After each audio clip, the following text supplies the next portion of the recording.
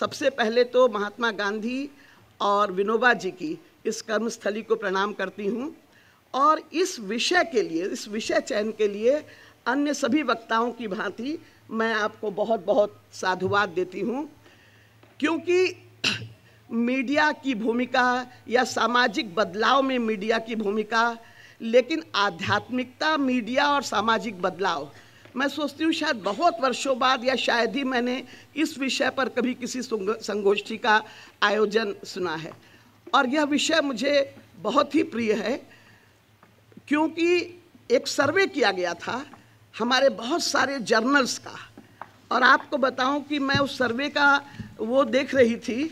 ये जनवरी 1982 से लेकर के 1998 तक का ये सर्वे है, और इस सर्वे में पाया गया कि डेवलपमेंट पर जितनी किताबें लिखी गई हैं, वर्ल्ड डेवलपमेंट पर, उसमें सब पर चर्चा है, एनवायरनमेंट पर चर्चा है, जेंडर पर चर्चा है, रिलीजन पर चर्चा है, स्पिरिचुअलिटी ज़ीरो।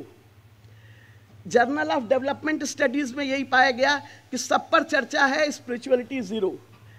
आप जर्नल ऑफ डेवलपिंग एरियाज़ में देखें, सब पर चर्चा है, स्पिरिचुअलिटी ज़ीरो। जो हमारे संपूर्ण चिंतन का, हमारी समस्त संस्थाओं का आधार होना चाहिए, स्पिरिचुअल होने में और रिलीजियस होने में बहुत फ़र्क है। जब आप अपनी संकुचित सोच को, अपनी इंस्टिंक्ट को, अपने माइंड को, हम केवल बुद्धि परक नहीं होके सोचते, जब हम बोध परक होते हैं और जब हम ट्रांसेंड कर लेते हैं इन चीज़ों को, तो जब तक संसार में पूरे जितने महापुरुष हैं, महान पत्रकार हैं, मुझे लोगों की जीवनी पढ़ने का बड़ा शौक़ है, और महान क्रांतिकारी हैं, सबका जीवन आप पढ़ के देख लीजिए तो आपको एक चीज़ उसमें कॉमन मिलेगी। जो रिवोल्यूशनरी में और स्पिरिचुअलिटी में जो एक बहुत क्लोज संबंध है, वह क्या है कि ये दोनों ही प्रकार के लोग भीतर से क्या होते हैं, बहुत अधिक स्पिरिचुअल होते हैं, क्योंकि यह कभी शरीर केंद्रित नहीं होते हैं, यह कभी स्व केंद्रित नहीं होते हैं, और ये हमेशा सामाजिक सरोकारों से और दूसरों के बारे में सोचते हैं, क्योंकि ये जानते हैं कि the best life is that which is governed bye spirit. जो स्पिरिट से गवर्न लाइफ है वह बेस्ट लाइफ है। उपनिषद में भी आप देखिए, हम 5 कोशों की बातें करते हैं। उन 5 कोशों में प्राणमय कोश, अन्नमय कोश, मनोमय कोश, विज्ञानमय कोश, लेकिन अंतिम कोश किसको कहा गया? आनंदमय कोश को। और आनंदमय कोश की उस दुनिया में हम प्रवेश ही नहीं कर सकते जब तक कि हमारी स्पिरिट, हमारा जीवन जो है वह स्पिरिचुअल ना हो। तो प्रश्न उठता है कि जो हमारे जीवन का आधार स्तंभ है, मैं तो ये मानती हूँ कि कोई विद्यार्थी बुरा नहीं है और कोई युग बहुत अच्छा था और आज का युग बहुत बुरा है, मैं ऐसा नहीं मानती। क्योंकि मैंने 35 वर्ष तक काशी हिंदू विश्वविद्यालय में पढ़ाया राजनीति शास्त्र, 35 वर्षों तक, और मैंने अपने जीवन में ये कभी नहीं पाया कि एक भी छात्र या छात्रा बुरी है। प्रश्न उठता है कि जैसा हम उनको परोस रहे हैं, जैसा हम उनको दे रहे हैं, चाहे वो मीडिया हो, चाहे वो शिक्षण संस्थाएं हो, कोई भी संस्था हो, जैसा हम उन बच्चों को दे रहे हैं, उसके बाद वो इतने अच्छे कैसे हैं, मुझे ये आश्चर्य लगता है। मैं आपको सही कहती हूँ, मुझे आश्चर्य लगता है कि हम जो इन बच्चों को दे रहे हैं, जो मीडिया विशेष करके टीवी चैनलों के द्वारा हम जो उसको परोस रहे हैं, एन.के. सिंह जिसकी तरफ आपके सामने इशारा कर रहे थे, स्त्री स्वतंत्रता को जिस तरह छला गया है, स्त्री स्वतंत्रता को जिस नाटकीय तरीके से दर्शाया जा रहा है, उसके आधार पर किस प्रकार से ये बच्चे उनके सामने कोई एग्जाम्पल नहीं है, उनके सामने कोई एग्जाम्पल नहीं है जिसको कि देख करके ये बच्चे जीवन में आगे बढ़ें और इनमें इसका संचार हो। और मैं दावे के साथ कहती हूँ, अगर मीडिया और शिक्षण संस्थाएं अगर हमारे बच्चों को वैज्ञानिक तरीके से नैतिक जीवन का, स्पिरिचुअल जीवन का मूल्य समझाएं, तो ये बच्चे अवश्य उस रास्ते पर चलेंगे, इसमें मुझे कोई संदेह नहीं है। लेकिन हमारे समझाने का तरीका होना चाहिए, ये संवाद की राजनीति होनी चाहिए। हम जिस प्रकार की पत्रकारिता की बात कर रहे हैं, जिस प्रकार की शिक्षण संस्थाओं से हम जो बच्चे पढ़ के निकल रहे हैं, ये मोनोलॉग की राजनीति नहीं चलेगी। हमारी राजनीति होनी चाहिए डायलॉग। हमारे शास्त्रार्थ की परंपरा थी, अगर एंशियंट इंडिया से भी हम ले लें तो शास्त्रार्थ की परंपरा थी। अगर शास्त्रार्थ की परंपरा है जिसमें कि सबको अपनी बात कहने का अधिकार है, एक पक्ष, भारत का सबसे बड़ा दुर्भाग्य रहा है कि एक पक्ष हावी रहा है हमेशा, और जब वह पक्ष हावी रहता है तो दूसरे पक्ष की बात बिल्कुल नहीं सुनी जाती है, और दूसरे पक्ष को एकदम कंजर्वेटिव, एकदम ऐसा कह करके बिल्कुल उसको दरकिनार कर दिया जाता है। जब दूसरा पक्ष बहुत हावी होता है तो जो पहला पक्ष है उसकी जो रचनात्मकता है उसको दरकिनार कर दिया जाता है, उसकी जो संप्रेषणता है उसको दरकिनार कर दिया जाता है। ये हमारा बहुत बड़ा एक दुर्भाग्य है, और हमें वास्तव में हर पक्ष को सुनने की, हर पक्ष को देखने की स्वतंत्रता होनी चाहिए।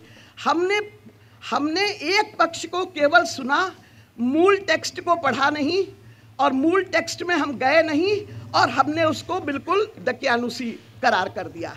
यह आवश्यक नहीं है कि जो व्यक्ति, अगर एक व्यक्ति कुछ कह गया है, वो कितनी ही उच्च मानसिकता का क्यों ना हो, लेकिन एक ही सत्य के दो पहलू हो सकते हैं। तो हमारा उद्देश्य होना चाहिए, अगर सत्य के एक पहलू को किसी ने उजागर किया है तो मीडिया सत्य के दूसरे पहलू को भी उजागर कर सकती है। जैसे उदाहरण के लिए आपको मैं एक छोटी सी बात बताऊं, मैं राजनीति शास्त्र में मनुस्मृति एक टेक्स्ट के रूप में पढ़ाती रही, और मनुस्मृति को पढ़ाते समय मनुस्मृति की जो धर्म की अवधारणा थी उससे अच्छी परिभाषा मुझे धर्म की कोई दिखाई नहीं पड़ी। लेकिन हमेशा फेमिनिस्ट थिंकर्स ने, मैंने फेमिनिज्म पर बहुत किताबें लिखी हैं, हमेशा फेमिनिस्ट थिंकर्स ने मनुस्मृति को एंटी फेमिनिस्ट टेक्स्ट कहा है। यहाँ भी जितने लोग होंगे सब ये मानते हैं कि मनुस्मृति जो है एक एंटी फेमिनिस्ट टेक्स्ट है। लेकिन जब मैंने उसे पढ़ना शुरू किया, मैं आपके सामने रख रही हूँ, आप उसको स्वीकार करें न स्वीकार करें, तब मैंने देखा कि जो एडवर्ड सईद ने ठीक ही कहा है कि हर ट्रेडिशन को, हर कल्चर को कितना मिस्टिफाई करके, डिस्टॉर्ट करके, फैब्रिकेट करके हमारे सामने पुरसा जाता है जिसकी कल्पना आप नहीं कर सकते। मैं एक छोटा सा उदाहरण आपको बताती हूँ। मनुस्मृति के 9वें अध्याय में 33वें वर्ष में मनु महाराज कहते हैं कि स्त्री जो है एक खेत है और पुरुष जो है बीज है। इस बात को लेकर के जवाहरलाल नेहरू यूनिवर्सिटी की कुमकुम रॉय और अमेरिका की सुजन वाडले ने मनुस्मृति पर इतना जबरदस्त अटैक किया कि देखो ये कितना स्त्री विरोधी है, पुरुष को बीज बता दे रहा है और स्त्री को केवल खेत। अगर ये बात हम आपको क्लास में पढ़ाएंगे तो आपको लगेगा ना बिल्कुल ठीक कह रही हैं, जो ये कह रही हैं बिल्कुल ठीक कर रही हैं, क्योंकि आपको टेक्स्ट पढ़ने की आदत ही नहीं है। मैं जब पढ़ रही थी तो मैंने देखा ठीक 34वें वर्ष में मनु कहते हैं साफ साफ स्पष्ट रूप से, कहीं बीज प्रधान होता है तो कहीं खेत प्रधान होता है। तो हमने 34वें वर्ष को तो छुपा लिया क्योंकि वो हमारे कंक्लूजन को वो नहीं देता है, लेकिन जो 33वां वर्ष था उससे हम भारतीय संस्कृति या हमारी जो परंपरा है, जो अंग्रेजों ने किया उस पर अटैक कर सकते हैं, वो हमने किया। मैं आपको इतने उदाहरण बता सकूं क्योंकि हमारे देश में क्या हुआ है कि मैंने खुद वेस्टर्न पॉलिटिकल थॉट पढ़ाया है, लेकिन इंडियन पॉलिटिकल थॉट भी साथ में पढ़ा है कि हम प्लेटो और अरस्तु को तो जानते हैं, लेकिन जो हमारे ग्रंथ हैं वो भी एक सोशियोलॉजिकल टेक्स्ट हैं, इसके बारे में हमें कोई जानकारी नहीं है और उसके बारे में हमारे बच्चों को कुछ भी पता नहीं होता है। आज आप देखिए पूरे संसार में कौटिल्य की डिप्लोमेसी पर शोध हो रहा है, पर भारतवर्ष में सबसे कम शोध होता है। विश्व के लोग जो हैं उसकी जो मंडल थ्योरी है उस पर इतना ज़्यादा शोध कर रहे हैं जिसकी सीमा नहीं है। महात्मा गांधी को हम बहुत महान बना के प्रस्तुत तो करते हैं, लेकिन महात्मा गांधी का जो आदर्श है उस आदर्श को हम अपने जीवन में कितना अपनाते हैं उससे हम कोसों कोसों दूर हैं। गांधी जी ने इस सभ्यता को जो है वह एक बिल्कुल वैसी सभ्यता कहा, लेकिन उसको हम लोग नहीं मानते हैं, बिल्कुल जिसको शैतानी सभ्यता कहा, लेकिन उसी शैतानी सभ्यता को जब अपने आचरण में अपनाते हैं और व्यवहार में महात्मा गांधी को बहुत महान कह करके हम उनकी पूजा करते हैं। तो मेरा कहने का तात्पर्य यह है कि जब, जैसा कि कृपाशंकर चौबे जी ने शुरू किया था कि सांप्रदाय, ये पत्रकारिता की कहाँ से शुरू हुई, यह पत्रकारिता जो है उन्होंने बताया कि प्रतिरोध की संस्कृति से शुरू हुई। पर जिस समय प्रतिरोध की संस्कृति, बिल्कुल सही बात उन्होंने कही, पर जिस समय प्रतिरोध की संस्कृति से पत्रकारिता शुरू हुई उस समय हम किसका विरोध करते थे? पत्रकारिता अनाचार का, है ना, स्वार्थ का, ये शरीर केंद्रित सभ्यता का, पूंजीवाद का, उपनिवेशवाद का। लेकिन अब क्या हो गया है? अब किस प्रकार की, मैं ये नहीं कहती कि सारी पत्रकारिता वैसी है, लेकिन अब किस प्रकार की पत्रकारिता हम देख रहे हैं, पूरी तरह से जो देह केंद्रित है। सवेरे से ऐसा लगता है कि दुनिया में टूथपेस्ट करने से लेकर के, पत्रकारिता नहीं है, एडवर्टीजमेंट है, लेकिन आज क्यों एडवर्टीजमेंट है? क्योंकि कॉरपोरेट वर्ल्ड का उस पर इतना अधिकार है। एक सवेरे से लेकर के रात तक जो हम सुनते हैं, जो हम देखते हैं, वो सब मैला धूल जो है हमारी आत्मा के ऊपर चलता चला जा रहा है। और आत्मा के शीशे पर इतनी धूल पड़ गई है कि हमको खुद नहीं पता है कि हमारे भीतर एक स्फटिक आत्मा है, एक सुंदर स्वच्छ आत्मा है, क्योंकि उस पर इतनी धूल पड़ गई है। तो आज क्या मीडिया अपना वो दायित्व निभा रही है? आज जो बात, जैसी बात सिंह साहब कह रहे थे, अगर मीडिया आज उस दायित्व को निभाए कि जो भी चीज़ पॉजिटिव है, जो भी सकारात्मक है, हमारे बनारस में आपको पता है कि जब संकट मोचन में जब बम कांड हुआ तो मुस्लिम महिलाओं ने वहाँ बैठ करके, संकट मोचन के भीतर बैठ करके हनुमान चालीसा पढ़ी, ये प्रतिरोध जताने के लिए कि हम इसके विरुद्ध हैं जो कि ये कांड हो रहा है। कितने चैनलों ने इसको दिखाया, लेकिन येलो जर्नलिज्म करने के लिए कुछ तड़काऊ भड़काऊ, मुझसे भी पूछेंगे भारतीय उच्च शोध संस्थान में क्या हो रहा है, सुना, जो भी कहीं कोई चीज़ गलत हो रही है उसके बारे में खूब मज़ा लेकर के कि आप ये बताइए, हमको ये पता चला है, हमको वो पता चला है। तो कहने का तात्पर्य है कि इसलिए अब जो प्रतिरोध की संस्कृति है, वह प्रतिरोध की संस्कृति जो है वह समाप्त होती जा रही है। We are manufacturing consent. अब हम लोग कंसेंट को मैन्युफैक्चर कह रहे हैं। जैसे कि चिंसन ने कहा कि आज के विश्वविद्यालय क्या बन गए हैं? They are manufacturing skilled barbarians. पहले तो हम बारबेरियन होते थे, लेकिन जब विश्वविद्यालयों में हमारे बच्चे पढ़ लेते हैं तो स्किल्ड बारबेरियन हो जाते हैं। कैसे? गलती करो, फाइनेंशियल इरेगुलरिटी करो और इस तरह से करो कि किसी को पता न चले। पहले तो भोले भाले सीधे साधे थे, पकड़ जाता था, हमारी गलती पकड़ जाती थी। लेकिन अब आज का बच्चा जो है, हम विश्वविद्यालय में रह करके उस पर्यावरण में पल करके नैतिकता का पाठ नहीं सीख रहा है। उस विश्वविद्यालय में रह करके बच्चा ये सीख रहा है कि किस प्रकार से हम गलतियां करें।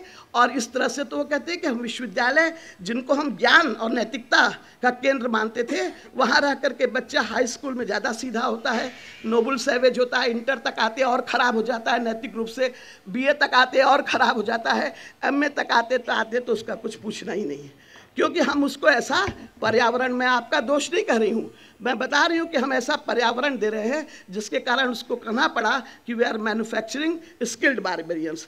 तो हम आज क्या कर रहे हैं? हम लोग मैन्युफैक्चर कर रहे हैं कंसेंट।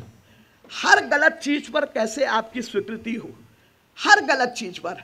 एक कैपिटलिस्ट, एक पूंजीवादी एक ड्रेस बनाता है वहाँ पर बम्बई में बैठ करके, और हमारी गरीब जो हमारे छात्र छात्रा हैं, क्योंकि वो आउट ऑफ फैशन हो गया है, कपड़े आपके बिल्कुल सही हैं, माँ बाप बड़ी मुश्किल से आपको पढ़ा रहे हैं, लेकिन हम बैठे यहाँ हैं, वो सब कपड़े बेकार हो गए। और अगले दिन से हमने, पहले ऊंचे कुर्ता था, अब वो नीचा कुर्ता हो गया, कभी ऊंची बाह हो गई, कभी ये बाह हो गई। और आपने जो है, और हमें मीडिया काश ये बताती कि हमें कौन सोशली कंट्रोल कर रहा है। ये सोशली हमको कौन कंट्रोल कर रहा है? ये कॉरपोरेट वर्ल्ड कर रहा है, ये पूंजीवादी समाज कर रहा है। और ये पूंजीवादी संस्कृति जो है, ये हमको किस प्रकार से अपने पथ से भ्रष्ट कर रही है, पर हमें इसका पता नहीं चलता है। एंड वी आर विक्टिमाइज्ड, और हम लोग सब जो है उसके विक्टिम बन जाते हैं, और जिसको कि जो कि बहुत इसी प्रकार से मैंने देखा है। आज सबसे बड़ा मॉडल हमारे सामने क्या है? Propaganda model. रसल कहा करता था कि अगर प्रोपेगेंडा मशीनरी मेरे हाथ में दे दी जाए तो मैं 1 महीने के भीतर लोगों को ये विश्वास दिला दूंगा कि अगर आंच पर कोई चीज़ रखी जाए तो बर्फ़ बन जाती है, और फ्रिज में कोई चीज़ रखी जाए तो वह जो है वो गर्म पानी बन जाती है। ये दावे के साथ वो कहता था। इतनी प्रोपेगेंडा में शक्ति है। और आज हमारे पास सबसे बड़ा मॉडल क्या है? प्रोपेगेंडा मॉडल है। और उस प्रोपेगेंडा के आधार पर कैसे गलत चीज़ों को, परंतु इसके बावजूद मैं ये कहती हूँ, श्री अरविंद ने कहा था, सत्य का प्रकाश अपने आप फैलता है। कितना भी हम प्रोपेगेंडा के थ्रू करें, लेकिन अगर सचमुच में अगर उसमें सच है तो उस सच को कोई रोक नहीं सकता है। इसीलिए मुझे ग्रामशी की ये बात भी बहुत अच्छी लगती है, जो उसने कल्चरल हेजीमनी की बात कही। वो विश्व के हर देश पर लागू होती है कि किस प्रकार से हमने एक पर्टिकुलर कल्चर, एक पूंजीवादी संस्कृति की हेजिमनी को, पराभव को पूरी तरह से स्थापित कर लिया है और सारी दुनिया में वह स्थापित हो गई है। इसीलिए आज मीडिया जो है एक कल्चर इंडस्ट्री बन करके रह गया है। अगर हम उसको कहें कि कल्चर इंडस्ट्री है तो शायद गलत नहीं होगा। कल्चर इंडस्ट्री बनता जा रहा है और उसकी सबसे बड़ी ताकत क्या है? Manipulative power. कल्चर इंडस्ट्री किसको जन्म दे रही है? कल्चरल इंपीरियलिज्म को जन्म दे रही है। पहले तो उपनिवेशवाद था, राजनीतिक उपनिवेशवाद था, आज हमारे सामने क्या है? सांस्कृतिक उपनिवेशवाद। क्या हमने स्वतंत्रता की गुहार इसलिए लगाई थी कि जितने ज़्यादा कपड़े उतारो उतने ज़्यादा हम आधुनिक लगेंगे? हमारी भारतवर्ष की हीरोइनें तो विदेश के हीरोइनों को भी मात कर दे रही हैं। और मैंने देखा है, मुझे शर्म लगती हुई है कि मैंने देखा है कि आप इस प्रकार की ड्रेस बड़े अच्छे सुसंस्कृत परिवारों में जहां हम सोच भी नहीं सकते थे, वहां की भी स्त्रियां उस प्रकार के ड्रेस की नकल कर रही हैं और हम अपने आप को बड़ा आधुनिक कहते हैं। तो क्या यही आधुनिकता है और क्या इसी आधुनिकता का हम संचार करना चाहते हैं? इसको हमको देखना पड़ेगा। इसीलिए ये जिस इंडिविजुअलिज्म की बात आज पत्रकारिता कर रही है ना, जिस इंडिविजुअलिज्म की बात, जिस व्यक्तिवाद की बात पत्रकारिता कर रही है, वो व्यक्तिवाद नहीं है, वो स्यूडो व्यक्तिवाद है। हमारे देश में व्यक्ति को कैसे परिभाषित किया गया? ये तो पाश्चात्य से, लिबरल ट्रेडिशन से परिभाषा आई थी कि man is a self defining subjectivity, कि मनुष्य जो है अपने आप अपने को डिफाइन कर सकता है, अपने हितों को स्वयं अच्छी तरह से जान सकता है। भारतवर्ष में के.एम. पानिकर का एक बड़ा अच्छा आर्टिकल है जिसमें उन्होंने बड़े अच्छे तरह से कहा, in India man is a person and person means web of relations. Hindustan में कोई व्यक्ति नहीं होता। भीखू पारिक एक दिन लेक्चर दे रहे थे तो कह रहे थे कि कभी आपने सोचा है हिंदुस्तान में हम क्यों कहते हैं कुछ चाय वाय पियोगे? ये चाय के साथ वाय कहाँ से आ गया?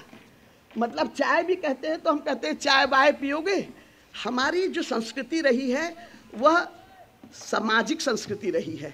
हमारी संस्कृति में समाज का, आज भी आप अमेरिका चले जाएंगे तो कहेंगे can I by T for you, लेकिन अगर आज भी आप ट्रेन में चले जाएंगे, कोई भी एक व्यक्ति 10 लोगों की चाय के लिए पे कर देता है और अगर आप कहिए भैया आप हमसे ले लीजिए तो वो कहेगा अरे चाय का पैसा लेंगे आपसे। देखिए छोटी छोटी चीज़ों में किस प्रकार से वो संस्कृति अभी भी, गांव में आप चले जाइए बिना गुड़ दिए वो कभी पानी पिलाएंगे नहीं। तो किस प्रकार से वो छोटी छोटी चीज़ों में दिखाई पड़ती है, लेकिन उसका सिस्टमैटिक इन्वेजन हो रहा है। सिस्टमैटिक इन्वेजन हो रहा है क्योंकि भारतवर्ष में कभी कोई राजा धन के कारण नहीं पूजा गया। भारतवर्ष में कभी धन की पूजा नहीं हुई। भारतवर्ष में हमेशा किसकी पूजा हुई है? जिनको भी महान माना गया, जो कि बहुत व्यक्तित्व के धनी थे, चरित्र के धनी थे। लेकिन हमने धीरे धीरे इन चीज़ों को त्याग करके एक स्यूडो वैयक्तिकवाद को जन्म दिया है और हम सोचते हैं व्यक्तिवादी हैं हम। घर में माँ बीमार है, सास बीमार है और बाहर कहीं भाषण देने जाना है तो हमें ये कहने में शर्म होगी कि नहीं आज मैं नहीं आ सकूंगी क्योंकि घर पे कोई बड़ा व्यक्ति बीमार है। हम वहाँ जाकर के भाषण देने में अपने आप को बहुत बड़ा इंसान समझ लेते हैं। मैं आपको कहती हूँ मेरी माताजी सिर्फ 8 क्लास पढ़ी हैं और मेरे पिताजी लॉयर, इकोनॉमिक्स में गोल्ड मेडलिस्ट और न जाने क्या क्या है और हिंदुस्तान के बहुत बड़े लॉयर हैं। लेकिन मैं आपको बताती हूँ कि मेरा जो भी योगदान है और मैं आज जो कुछ भी बनी हूँ उसमें 90% मेरी माताजी का योगदान है। 90%, क्योंकि माताजी ने संस्कारों को आरोपित किया, देश प्रेम को आरोपित किया। हर पल वो साथ खड़ी रही कि सत्य परेशान होता है, पराजित कभी नहीं होता है। और छोटी छोटी चीज़ें जो हमने उनसे सीखी, जो भारतीय मूल्य थे, वो मैंने कॉलेजेस में नहीं सीखे। कुछ टीचर्स से ज़रूर सीखे, कुछ ऐसे टीचर्स भी मिले, लेकिन वो मैंने अपनी माँ के आंचल में सीखे। तो लेकिन आज क्या है, मदरहुड क्या है? आज लड़कियों के लिए आप देखिए मदरहुड क्या हो गया है। एक मैंने सेमिनार बनारस में कराया था तो हमने सब लोगों ने पूछा, उसमें फ्रेशर पार्टी थी, नहीं सेमिनार नहीं था, फ्रेशर पार्टी थी। एक लड़की ने कहा, सब ने बताया मैं ये बनना चाहती हूँ, ऐश्वर्या राय बनना चाहती हूँ, किसी ने कहा ये बनना चाहती हूँ, वो बनना चाहती हूँ। एक लड़की ने भूले से कह दिया कि मैं एक अच्छी माँ बनना चाहती हूँ। सारी लड़कियाँ हंस पड़ी। जैसे उन्होंने पता नहीं क्या उस लड़की ने खराब बात कह दी। मैं एक अच्छी माँ बनना चाहती हूँ, इस बात को, ये कोई हास्यास्पद बात हो गई और बहुत देर तक हंसती रही। उस दिन मैं रात को सो नहीं सकी। मैंने कहा अगर हम अपनी पीढ़ी को यही सिखा रहे हैं तो फिर शायद बहुत बहुत देर हो जाएगी और फिर हमारी भावी पीढ़ी का हम कैसे निर्माण करेंगे। तो इसलिए हम सबको ये समझना होगा। आपने बड़ी अच्छी बात कही, राय साहब ने मैत्री शरण गुप्त को याद दिला दिया कि हम सब बैठ करके सोचें कि ये संवेदनहीन पत्रकारिता के स्थान पर कैसे संवेदनशील पत्रकारिता को जन्म दे। पत्रकारिता साहित्य किसका प्रतिबिंब है? समाज का दर्पण है, हमारे आपके विचारों का। हमको अच्छा लगता है कि ऐश्वर्या राय और अभिषेक बच्चन की शादी 6 दिन तक दिखाई जा रही है। मेरा दिमाग क्यों खराब कर रहे हो भाई? की होगी उन्होंने शादी, लेकिन 6 दिन तक क्यों दिखा रहे हैं? क्योंकि लोगों को उसको देखने में मजा आ रहा है, इसीलिए वो दिखा रहे हैं। तो हमें अपनी रुचियां बदलनी होगी। हमें इन चीज़ों का विरोध करना होगा, इस प्रतिरोध की संस्कृति को जन्म देना होगा। हमें अपने सांस्कृतिक मूल्यों की रक्षा करनी होगी। इसलिए क्यों, और बैठ के सोचना पड़ेगा कि क्यों सामाजिक सरोकारों से ये पत्रकारिता अलग हो गई है और क्यों इतनी अति नाटकीयता हो गई है, क्यों हम जो है कभी भी और क्यों आज की मीडिया, मैं इसको कहती हूँ कि अभाव से ग्रसित हो गई है, सूचना के अभाव से ग्रसित हो गई है। उसके पास क्या सूचना पहुंचती है और क्या पहुंचनी चाहिए, उसे किस सूचना का निरूपण करना चाहिए और किसका नहीं, ये भी बहुत सोचने की बात है। इसलिए इन सब चीज़ों को हमें देखना है, कैसे ऐसी पत्रकारिता को हम जन्म दें, क्योंकि पत्रकारिता संप्रेषण का सबसे सशक्त माध्यम है। मैंने स्वयं देखा है कि पत्रकारिता, माँ छोटी थे तो माँ गांधी जी और जितने हमारे महापुरुष हुए हैं, रामकृष्ण परमहंस, स्वामी विवेकानंद, इन सब की छोटी छोटी किताबों को ये नहीं कहती थी कि पढ़ो, हमारे सामने बिखेर देती थी। तो स्वाभाविक रूप से जब खाली हुए तो थोड़ा सा देखा, फिर थोड़ी सी रुचि हुई, थोड़ा सा पढ़ा। तो हमें भी ये देखना है कि किस प्रकार से ऐसी पत्रकारिता को हम जन्म दें जिस पत्रकारिता में जो है इन सामाजिक सरोकारों के प्रति, इन सांस्कृतिक मूल्यों के प्रति एक निष्ठा हो। और इसके लिए बहुत आवश्यक है कि विश्वविद्यालय ऐसे मैन्युफैक्चर्ड बारबेरियंस को पैदा न करे, विश्वविद्यालय ऐसे विद्यार्थियों को पैदा करे जिन विद्यार्थियों के भीतर चरित्र है, जिन विद्यार्थी, स्वामी विवेकानंद कहा करते थे, मुझे 10 ऐसे व्यक्ति दे दो जो कि इस राष्ट्र के लिए समर्पित हैं, तो मैं इस राष्ट्र की तकदीर को बदल दूंगा। मैं कहती हूँ कि हमारे यहाँ इतने विश्वविद्यालय हैं, बताइए इन विश्वविद्यालयों से क्या 100 बच्चे भी हम ऐसे पैदा कर रहे हैं जो कि इस राष्ट्र के लिए समर्पित हैं? क्या हम 1000 बच्चे भी ऐसे हम इतने विश्वविद्यालय हैं, लेकिन हम इन विश्वविद्यालयों से केवल कैसे कारपोरेट वर्ल्ड में हम चले जाएं, कैसे हम अमेरिका चले जाएं, कैसे हमें वहाँ की फेलोशिप मिल जाए, हम केवल यही अपने बच्चों को सिखा रहे हैं। तो हम कैसे आशा कर सकते हैं कि हमारी पत्रकारिता जो है वह बहुत संवेदनशील होगी? इसलिए हम सब का एक बहुत बड़ा उद्देश्य है कि हम ये सब लोग मिल करके सोचें कि किस प्रकार से हम सामाजिक संदर्भ की अंतर्धारा को बहाएं, केवल बुद्धि की नहीं, बोध की धारा को बनाएं।